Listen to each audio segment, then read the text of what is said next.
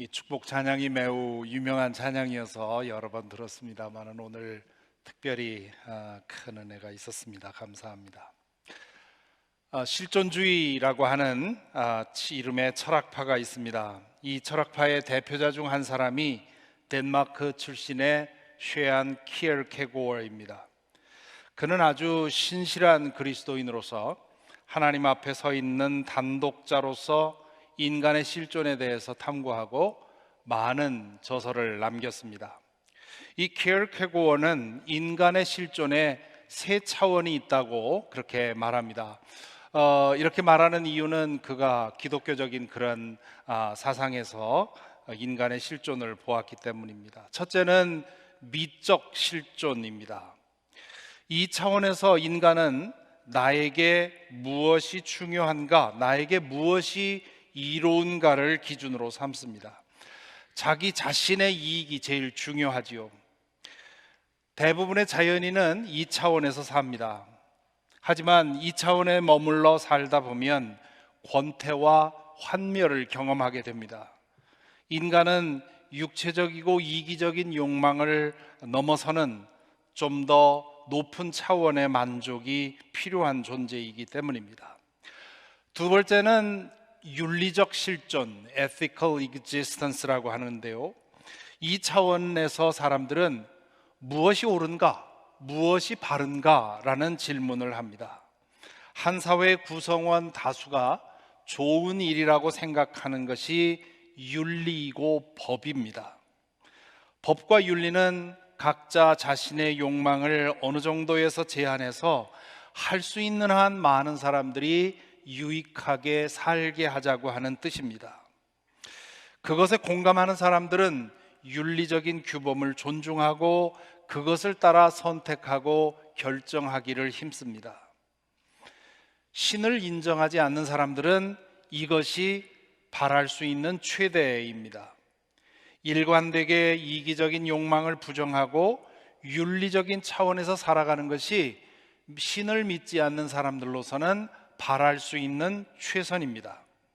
하지만 신의 존재를 인정하는 사람들에게는 이 윤리적인 차원을 넘어서는 차원이 있다는 믿음이 있습니다. 윤리적인 규범은 그 사회의 구성원들이 합의해서 정한 잠정적인 기준입니다. 반면에 하나님의 뜻은 절대적이고 무시간적인 진리입니다. 그렇기 때문에 윤리와 윤리적 규범과 하나님의 뜻이 일치하지 않는다고 할 때 믿는 사람들은 하나님의 뜻을 택합니다. 키엘케고어는 이것을 셋째 차원, 즉 종교적 실존이라 그렇게 불렀습니다. 그에 의하면 이 종교적 실존이 인간이 추구할 가장 높은 차원이라고 그렇게 말합니다.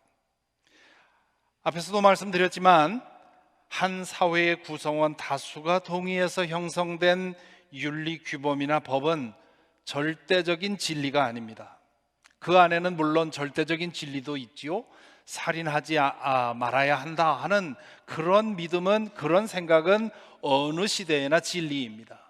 그러나 윤리 규범과 법 안에는 시간과 그 상황이 달라짐에 따라서 달라질 수 있는 그런 그 한계가 있습니다. 우리 미국에서 백인이 유색인종과 결혼하는 것을 법으로 금지했었는데 그 법이 폐지된 것이 1967년의 일입니다. 정말 가까운 과거의 이야기인데요, 지금 돌아보면 얼마나 미개한 법인지 생각을 할 수가 있습니다. 윤리와 법이 그토록 한계적인 것이죠.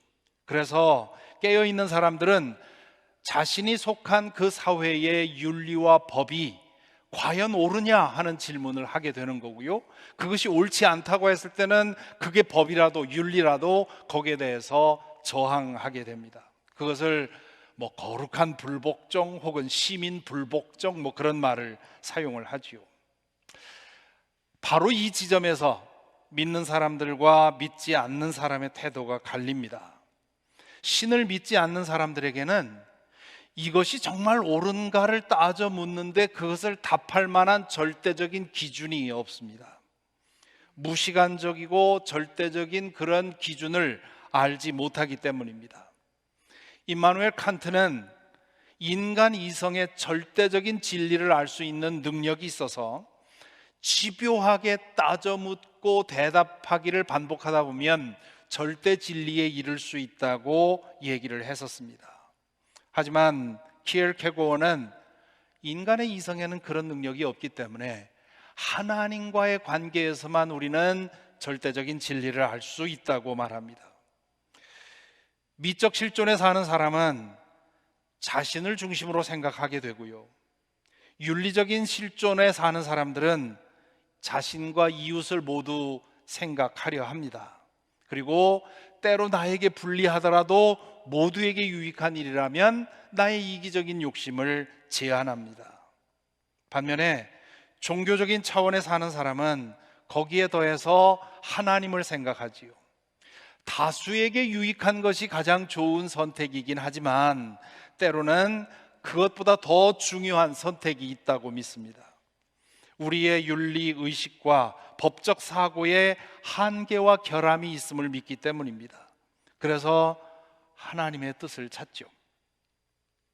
이 키에르케고어는 종교적 실존이 어떤 것인지를 설명하기 위해서 아브라함의 제사 이야기를 소재로 사용합니다. 그것이 그의 대표적인 저서인 공포와 전율이라고 하는 Fear and Trembling이라고 하는 책의 내용입니다. 아브라함의 제사 이야기는 너무도 잘 알려져 있어서 여러분 다 알고 있는 것이어서 다시 반복하기가 그렇습니다만은 이 키에르케고어가 말한 이 세 가지 실존에 관계해서 다시 한번 이 이야기를 돌아보겠습니다. 하갈과 이스마엘이 집을 나가고 수년이 지난 후의 일입니다. 아마도 이삭이 티네이저쯤 되었을 때 일일 것입니다. 어느 날 밤 하나님께서 아브라함에게 나타나셔서 자신이 지시하는 산으로 가서 아들 이삭을 번제로 바치라고 명령하십니다. 아브라함이 그 음성을 꿈에서 들었는지 아니면 환상에서 들었는지 아니면 생시로 들었는지 우리로서는 알 수가 없습니다. 어쨌거나 아브라함은 그 음성이 하나님에게서 온 것이라고 생각을 했습니다. 그리고는 그 음성으로 인해서 그는 잠을 못 이룹니다. 그동안 자신이 믿어온 하나님이 그런 명령을 줄 리가 없다고 생각했기 때문입니다. 당시 가나안 토착민들은 자녀를 제물로 바치는 그런 전통을 가지고 있었습니다. 아브라함은 내가 믿는 하나님은 저 가증스러운 그런 일을 요구하는 분이 아니라고 하는 것에 자부심을 갖고 살았을 텐데요, 그 역겨운 행위를 하나님께서 요구하다니, 그는 마치 가나안 토속신이 하나님으로 속이고 자신을 속이고 있는 것이 아닌가 그렇게 의심했을지도 모릅니다. 만일 이것이 하나님의 음성이 맞다면 아비된 자로서 어찌 지 손으로 생떼 같은 아이를 잡아서 바칠 수가 있겠습니까? 그렇게 하고서 그 후에 어떻게 살아갈 수 있다는 말입니까? 나의 잘못으로 인해서 내 아이 혹은 내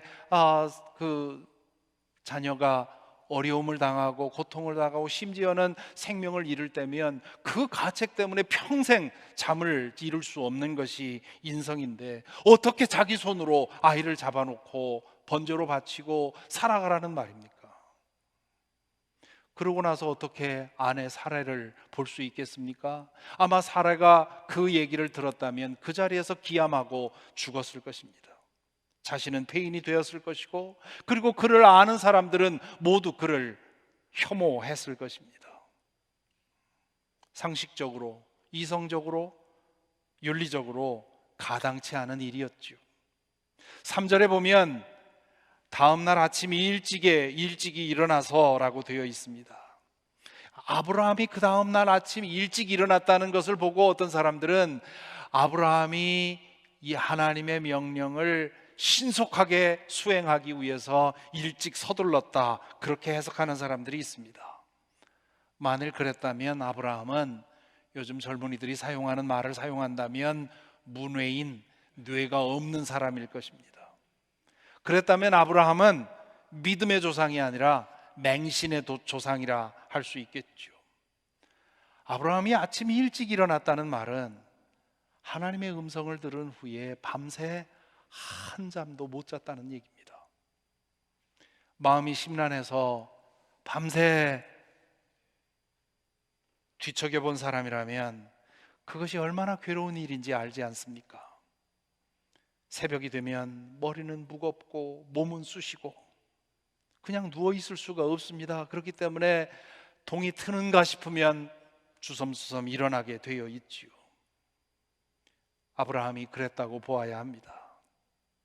이 생각 저 생각으로 밤새 뒤척이며 그가 얻은 결론은 이 명령을 이해할 수는 없지만 하나님이 주신 것은 맞다는 결론이었습니다. 그래서 그는 일단 일어나서 가면서 생각해 보자고 하고 일어나서 서두른 것이겠죠. 자리에서 일어나 아브라함이 하는 행동을 주목해 보시기 바랍니다. 3절에 보면 이렇게 되어 있습니다.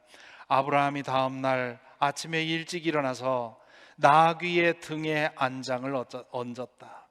그는 두 종과 아들 이삭에게도 길을 떠날 준비를 시켰다.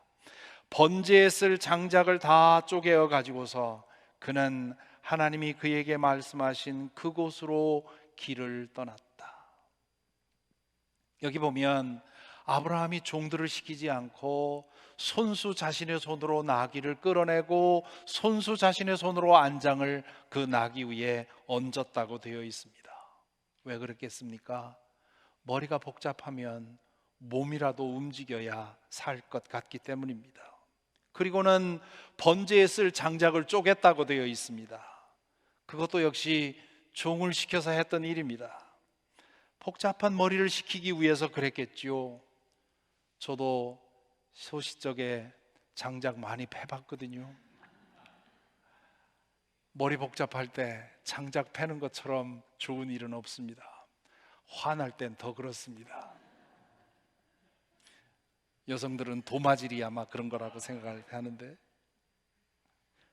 도끼로 내려칠 때마다 아브라함은 속으로 저보고 어쩌란 말입니까? 정말 이러기를 원하시는 겁니까? 그런 생각에 몰두해서 장작을 팼겠죠. 한참 도끼질을 하고 나서 정신을 차리고 보니까 아마 마당에 장작이 부수기 쌓였을지도 모릅니다. 그가 살고 있던 부엘세바로부터 모리아 산까지는 약 90km, 60마일 정도 거리에 떨어져 있었습니다. 걸어보신 분들은 알겠지만 60마일 정도면 서두르면 하루 만에 갈 수 있고요, 천천히 가도 이틀이면 충분히 갈 수 있는 거리입니다. 그런데 오늘 말씀해 보니 사흘째 되는 날 멀리에서 그 산에 정상이 보였다고 했습니다. 무슨 말입니까? 아브라함은 마음의 결정이 되지 않아서 할 수 있는 한 시간을 벌려고 그 수많은 질문을 마음속에 다시 반복하면서 어찌해야 할지 결정을 하지 못해서 할 수 있는 한 천천히 그곳으로 가고 있었다는 얘기입니다. 목적지가 멀리에 그 산봉우리가 보일 때 아브라함의 심정이 어땠겠습니까? 이젠 저기를 가야 되는데, 이제 얼마 안 있으면 저기에 도착하는데 도대체 내가 이 일을 어찌 해야 되는가? 모리아산에 이르러서 아브라함은 두 종에게 산 아래에서 기다리라고 하고 번제에 쓸 장작을 이삭에게 지우고 그리고 자신의 손에는 불과 칼을 들고 올라갑니다. 이때 아브라함의 심정은 공포와 전율이라는 단어 외에는 달리 표현될 수 없을 것입니다. 잠시 후면 자신의 손에 들려있던 칼을 써야 합니다. 그것으로 아들의 목을 찌르든지 하나님을 찌르든지 둘 중에 하나를 해야 되는데 어느 것도 두렵지 않은 일이 없지 않습니까? 하나님을 따라 40년을 살아왔는데 그 하나님과의 관계를 끊을 수도 없고 자기 자식을 잡을 수도 없습니다. 한참 말없이 올라가다가 이삭이 침묵을 깹니다. 아버지, 풀과 장작은 있는데 번제로 바칠 어린 양은 어디 있습니까? 아브라함은 이 질문에 가슴이 철렁 내려앉았겠죠. 그때 아브라함이 이렇게 대답을 합니다. 얘야, 번제로 바칠 어린 양은 하나님이 손수 마련하여 주실 것이다. 아브라함의 스토리를 알고 있는 사람들은 아브라함이 그렇게 될 걸 알고 이렇게 말했겠구나, 그렇게 상상할 수 있습니다만은 그렇지 않습니다. 아브라함이 정말 하나님이 그렇게 하실 것으로 믿고 이 말을 한 것이 아니라 엉겁결에 대답을 한 것이라고 보아야죠. 아직 순종할지 말지 마음을 정하지 못했기 때문에 그에게는 답할 말이 없었습니다. 그러자 속에서 말이 튀어나온 것이지요. 이렇게 답해놓고 다시 올라가면서 아브라함은 속으로 놀랐을 것입니다. 자신이 방금 내뱉은 말이 그의 풀리지 않는 수많은 질문에 대한 답처럼 보였기 때문입니다. 자신의 말에서 대답을 발견한 거지요. 심층 심리학의 이론에 의하면 부지불식간에 튀어나온 말에 진심이 더 많이 담겨 있다고 하지요. 오래 생각해서 만들어낸 말에는 거짓이 담길 수가 있습니다. 이런 시각에서 본다면 엉겁결에 내뱉은 이 아브라함의 말에 그의 무엇이 깊은 곳에 담겨 있던 진심이 드러난 것이지요. 아브라함은 가나안 땅으로 이주해서 40년 가까이 하나님을 경험하면서 그분을 경험하기를 그분은 무언가를 요구하시면 무언가를 준비하고 계신 분이라고 하는 것. 그런데 우리에게는 요구한 명령만 보이지 준비한 그것은 보이지 않기 때문에 그 요구 앞에서, 그 부름 앞에서 떨게 되어 있는 겁니다. 그것을 여러 번 경험했기에 그 마음이 튀어나온 겁니다. 그런 생각에 아브라함은 하나님의 명령에 순종하기로 마음먹었을 것입니다. 지금으로서는 도무지 이해할 수 없지만 하나님의 섭리를 믿고 순종하기로 한 것이지요. 그동안 자신이 겪어온 하나님이 정말 맞는다면 이번에도 자신은 알 수 없는 신비한 방법으로 무엇인가를 준비해 두셨을 것이라고 믿었기 때문입니다. 아브라함이 이삭에게 엉겁결에 한 대답은 사흘 동안 그의 마음을 어지럽히고 있던 수많은 질문에 대한 하나님의 응답이라고 할 수 있습니다. 하나님은 자주 우리 자신의 말을 통해 우리에게 응답을 주십니다. 하나님이 우리의 기도에 대해서 응답하시는 방법이 여러 가지인데요, 그 중에 하나가 우리 자신의 말을 통해서 그 대답을 보게 하는 것입니다. 도무지 풀 수 없는 복잡한 문제를 앞에 두고 해답을 찾기 위해 번민하고 기도하고 씨름하는 중에 자신의 입에서 우연히 튀어나온 말 속에서 그렇지 하고 깨닫는 거지요. 저로 말할 것 같으면 저희가 받은 기도 응답의 상당히 많은 부분이 이렇게 뭔가를 두고 고민하고 씨름하는 중에, 누구와 대화하는 중에, 혹은 기도하는 중에, 혹은 혼잣말하는 중에 툭 튀어나온 말 속에서 하나님 그렇지요, 그렇게 받을 때가 많이 있었습니다. 그렇게 결심한 후에 아브라함은 산 정상에 이르러 제단을 쌓고 제단 위에 장작을 쌓아 올립니다. 그런 다음 이삭을 결박하지요. 이 즈음에 완력으로 하자면 이삭이 아브라함을 제압하고도 남았을 겁니다. 그렇다면 어떻게 아브라함이 이삭을 결박했겠습니까? 아마도 자신을 바라보는 아버지의 눈과 표정과 그 몸짓에서 거부할 수 없는 무엇인가를 느끼지 않았겠습니까? 그래서 알 수 없지만 순순히 아버지가 하자는 대로 따라 했을 것 같아요. 마침내 아브라함이 칼을 들어 아들을 찌르려 할 때 하나님의 천사가 그의 행동을 제지했고 하나님이 준비해 놓으신 어린 양을 통해 번제를 드리고 집으로 돌아옵니다. 우리 인간은 원래 하나님께서 지어주신 대로 그분과의 관계 안에서 그분의 뜻을 따라 살면서 살도록 의도되었습니다. 즉 키엘케고어가 말한 대로 하자면 종교적 실존으로서 우리가 지어져 있었다는 말입니다. 그런데 아담과 하와가 선악을 알게 하는 나무의 열매를 따먹은 것은 그렇게 살지 않겠다는 결정이었습니다. 그로 인해서 인간에게는 죄성이 주어졌고, 그 죄성 때문에 인간은 자기만을 생각하고 자신의 유익만을 구하는 존재로 전락하게 되었습니다. 어떤 사람은 평생 그 수준에 머물러 살고요, 많은 사람들이 그렇게 살지요. 또 어떤 사람들은 그래도 이건 아니라고 생각을 해서 윤리적 실존으로 발돋움하기 위해 애씁니다. 대부분의 사람들은 이 두 차원을 오락가락하며 살지요.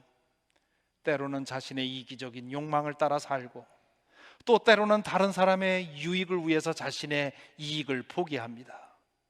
우리가 어떤 사람을 저 사람은 훌륭한 사람이야 라고 얘기할 때는 그 사람은 윤리적인 차원에서 선택하고 결정하기를 상당히 자주 그렇게 하는 사람이라는 뜻입니다. 우리 믿는 사람들도 마찬가지지요. 믿음은 우리의 생각과 말과 행동을 윤리적인 차원으로 이끌어주는 힘입니다. 믿음이 좋은 사람에게도 죄성이 남아있기 때문에 어떤 사람은 자주, 어떤 사람은 간혹 이기적인 이익을 따라 행동합니다.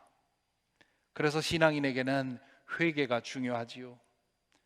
자신에게서 그런 연약함이 발견될 때, 자기 자신에서 이기적인 욕심을 따라 행하고 있는 자신을 발견할 때 하나님 앞에 나아가 용서를 구하고 우리를 변화시켜 주실 힘을 구합니다. 그런 노력을 반복할 때 이기심에 물든 우리의 마음은 점점 이타심으로 변화하게 됩니다. 그것을 우리는 영적 성장이라고 부르고 성화라고도 부릅니다. 하지만 믿는 사람들에게는 한 차원이 더 있습니다. 믿는 사람은 이기적인 욕망을 벗어나 이웃에게 유익을 끼치는 삶을 사는 데서 만족하지 않습니다. 거기서 한 걸음 더 나아가서 하나님의 뜻을 찾고 그것을 행하여 그분을 기쁘시게 해드리기를 힘씁니다. 믿는 사람에게는 그것이 제일 중요합니다. 하나님의 뜻은 결국 모두에게 가장 좋은 결과를 만들어낸다고 믿기 때문입니다. 그런데 문제는 하나님의 뜻이 상식적으로도 이성적으로도 윤리적으로도 맞지 않아 보일 때가 있다는 것이지요. 부모가 어린 자녀를 위해서 어떤 결정을 내렸는데 그 결정이 어린 자녀에게는 도무지 말도 안 되는 것처럼 보일 때가 있는 것처럼 말입니다. 하나님께서는 온 천하 만물을 다 보고 계시고 다 사랑하십니다. 그리고 과거와 미래와 현재를 다 보십니다. 반면에 우리는 나와 내 곁에 있는 이웃밖에는 볼 수 없지 않습니까? 우리가 보는 것은 현재만입니다. 그렇기 때문에 모든 것을 다 보시는 하나님의 뜻이 우리에게는 때로 말도 안 되는 것처럼 보이는 것이지요. 이럴 때 믿는 이들은 혼란과 갈등과 고민을 겪습니다. 자신의 이익과 윤리적 규범과 이성적 논리와 상식적인 이해를 뛰어넘어야 하기 때문입니다. 그것은 곁에 있는 사람들로부터 비난과 모욕과 박해를 불러올 수 있습니다. 게다가 그것이 정말 하나님의 뜻인지 알 수 없고요, 또 그 뜻에 순종했을 때 정말 모두에게 유익한 결과가 나타날지도 확인이 잘 안 됩니다. 그렇기 때문에 고민이 더욱 깊어지지요. 사안이 중요할수록 고민은 더 깊어집니다. 그래서 진지하게 믿는 사람들은 가끔 혹은 자주 이 공포와 전율의 밤을 지나게 되어 있습니다. 아브라함의 이야기를 보면 그는 이 세 차원을 오락가락합니다. 때로는 자신에게 유익한 선택을 해서 큰 어려움을 당하기도 하지요. 이집트에 갔을 때, 혹은 아비멜렉에게 자기의 아내를 누이로 속이는 바람에 큰 어려움을 겪었지 않았습니까? 그런데 문제는, 또한 그는 사레가 하갈을 학대하는 것을, 그게 잘못됐다는 것을 뻔히 알면서도 물러서서 그냥 지켜보기만 합니다. 그것도 윤리적으로 비난받을 만한 일이죠. 하지만 때로 그는 윤리적으로 아주 훌륭한 결정을 하기도 합니다. 롯에게 네가 먼저 선택해라. 네가 가지면 나는 나머지를 갖겠다. 얼마나 훌륭한 선택입니까? 혹은 롯을 구하기 위해서 전쟁을 했을 때 소돔 왕이 모든 전리품을 가져가도 된다고 그렇게 얘기를 하자 아브라함이 뭐라고 합니까? 내가 당신으로 인해서 부자 됐다는 말 듣기 싫어서 아무것도 가지지 않겠소 하고 쿨하게 돌아가지요. 그것도 윤리적으로는 꽤 훌륭한 행동입니다. 하나님께서 소돔과 고모라를 심판하겠다고 하셨을 때 아브라함은 하나님을 향해 하나님을 붙들고 여러 번 딜을 하지요. 그래서 50명에서 45명, 45명에서 40명, 그래서 마침내 10명까지 낮추는데 성공을 합니다. 그것도 정말 두려운 일입니다. 하지만 아브라함은 자주 종교적 실존으로 도약하는 일도 했습니다. 나이 75세에 하나님은 그를 불러서 당대에 가장 번영했던 하란으로부터 척박하기 짝이 없었던 가나안 땅으로 불러내십니다. 그 부름에 순종하기 위해서 아브라함은 여러 날의 공포와 전율의 시간을 보냈을 것입니다. 모두가 가는 방향을 거슬러서 혼자만 다른 방향으로 가는 것은 그건 적잖이 두려운 일입니다. 사라가 이삭을 얻은 후에 하갈과 이스마엘을 내쫓으라고 했을 때 아브라함은 심히 고민을 했다고 되어 있습니다. 그렇지 않았겠습니까? 윤리적인 차원에서 말도 되지 않는 그런 일입니다. 인륜을 배반하는 일이지요. 그런데 그렇게 고민하는 아브라함에게 하나님이 나타나셔서 사라의 말을 들어주라고 하갈과 이스마엘을 내어 보내라고 말합니다. 아브라함은 그 말을 듣고 한참 혼란을 겪었을 것입니다. 하나님의 음성이 맞는지 의심했을 것입니다. 만일 그 말씀대로 한다면 하갈과 이스마엘은 자신으로부터 씻을 수 없는 상처를 받고 그리고 분노를 쌓아갔을 것입니다. 집안에 있던 종들은 그를 혐오했겠죠. 그런 생각들로 인해서 그는 며칠 동안 공포와 전율의 나날을 지냈을 것입니다. 하지만 그는 결국 하나님의 뜻에 순종하죠. 하나님께서 이런 말도 안 되는 명령을 하셨을 때는 무언가를 준비해 놓으셨을 거라고 믿었기 때문입니다. 참으로 뼈아픈 결정을 하고 난 후에 수년 후에 아브라함은 그 명령이 모두를 위한 신의 한 수였다는 사실을 알게 되었습니다. 이런 일들을 통해서 아브라함은 하나님이 어떤 분이신지를 알아갑니다. 그분은 큰 계획을 세우시고 그 일을 하나하나 만들어 가십니다. 어떤 명령이나 부름을 주실 때면 언제나 무엇인가를 준비해 두십니다. 믿는다는 것은 그 사실을 믿고 하나님의 뜻에 순종하는 것입니다. 그 뜻을 찾고 순종하는 과정에는 공포와 전율의 시간이 따릅니다. 그 시간을 통과해서 미래를 하나님께 맡기고 순종하는 것이 믿음이지요. 그런 결단과 결정을 통해 개인의 삶에는 하나님의 섭리가 이루어지고요, 우리 사회는 진보하게 되어 있습니다.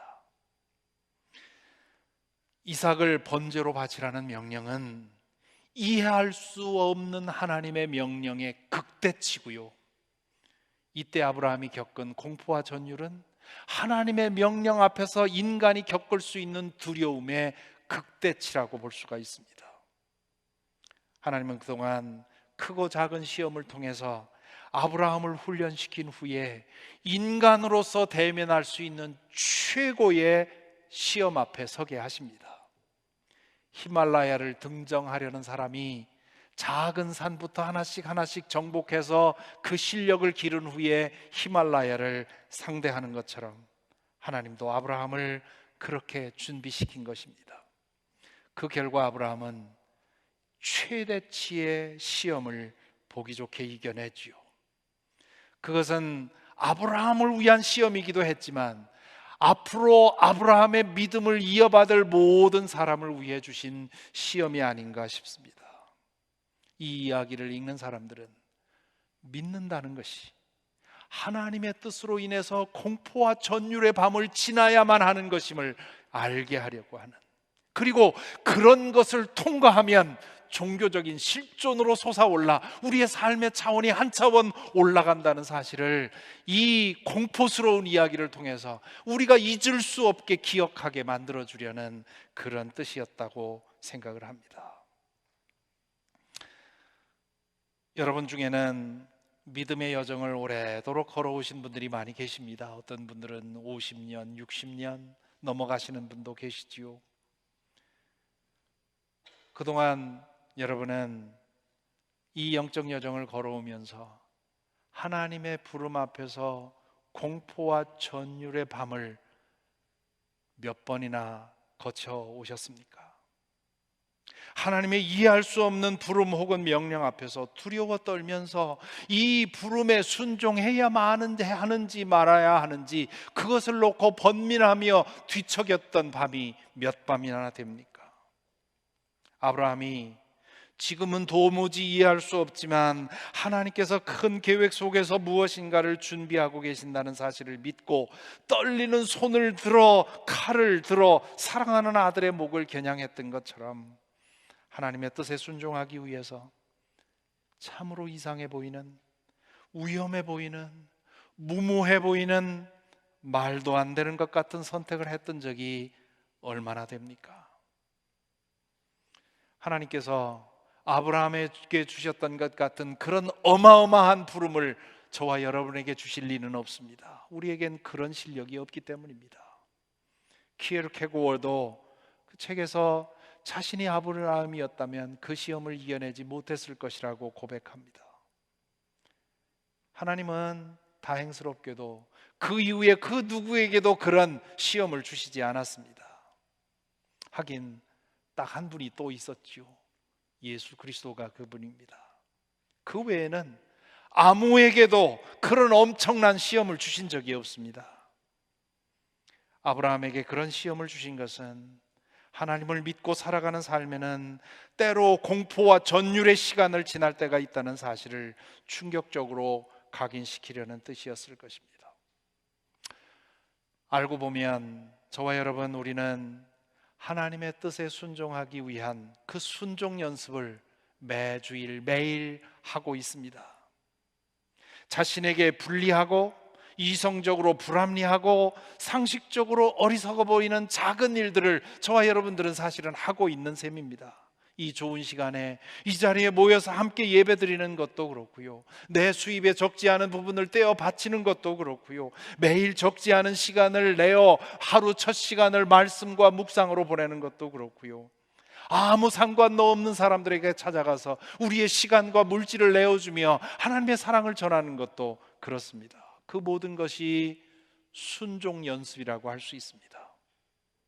이런 연습과 훈련을 통해 우리는 좀 더 크고 좀 더 이상하고 좀 더 위험하고 좀 더 무모해 보이는 하나님의 뜻에 순종할 실력을 기르는 것입니다. 그런 결단을 할 때 하나님의 뜻이 우리에게 이루어지고 우리는 신앙의 신비를 경험할 수 있습니다.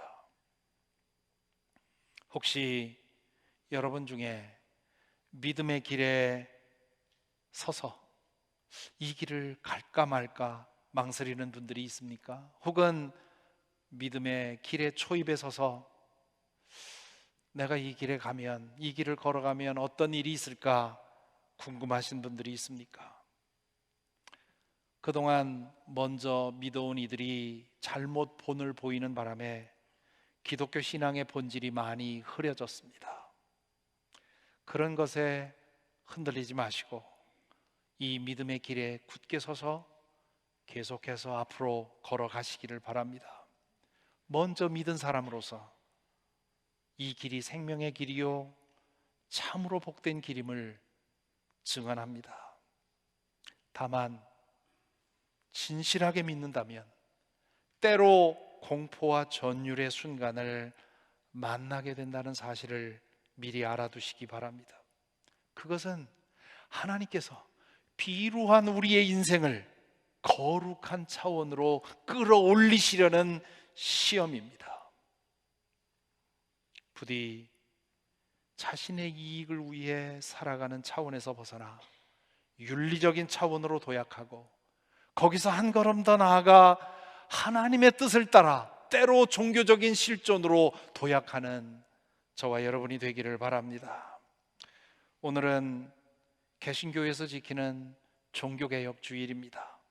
1517년에 마르틴 루터가 시작한 종교개혁 정신을 기억하고 이어가기 위해 지키는 주일입니다. 루터는 전통과 인습과 미신으로 죽어가고 있던 기독교 신앙을 개혁하기 위해서 매우 긴 공포와 전율의 나날들을 지났습니다. 현대 심리학자들이 마르틴 루터의 글을 읽으면서 이 사람은 분명히 클리니컬 디프레션, 오늘날로 따지면 오늘날 의사들이 말하는 우울증을 겪었다고 그렇게 진단합니다. 왜 안 그렇겠습니까? 그 수많은 목숨의 위협을 견디면서 자신 하나님의 뜻을 이루기 위해서 목숨을 내놓고 수많은 나날을 지나야 했기 때문에 그런 심리적인 어려움을 겪지 않을 수가 없었을 것입니다. 오늘 개회 찬송으로 부른 585장 내주는 강한 성이요는 루터가 직접 작사 작곡한 곡인데요, 생명을 목숨을 내걸고 마지막 재판정으로 갈 때 루터가 이 찬송을 불렀다는 것으로 유명합니다. 그가 그 많은 공포와 전율의 나날을 거치면서 종교개혁을 이루어 왔기 때문에 오늘 우리가 이와 같은 거룩한 믿음의 전통을 이어받고 신앙생활을 하고 있는 것입니다. 알고 보면 우리가 전해받은 이 믿음은 수많은 사람들이 공포와 전율의 밤을 거치면서 전해진 것입니다. 그러니 부디 참된 믿음의 길에 서서 흔들리지 말고 앞으로 나아가기를 기도합니다. 그 믿음으로 자기 자신의 감옥으로부터 벗어나 윤리적인 실존으로서 부족함 없는 삶에 이르기를 바랍니다. 그뿐만이 아니라 늘 하나님을 찾고 그 뜻에 순종함으로 나의 계획이 아니라 하나님의 계획이 내 삶에 이루어지는 그런 신비한 기쁨을 맛보게 되기를 바랍니다. 이 길에서 때로 두렵고 떨림의 시간을 만나게 되겠지만 그 시험을 보기 좋게 통과해서 점점 하나님의 사람으로 빚어져 가고 점점 더 큰 시험을 마주하는 그런 종교적인 실존의 사람들이 되기를 간절히 기원합니다. 기도하겠습니다.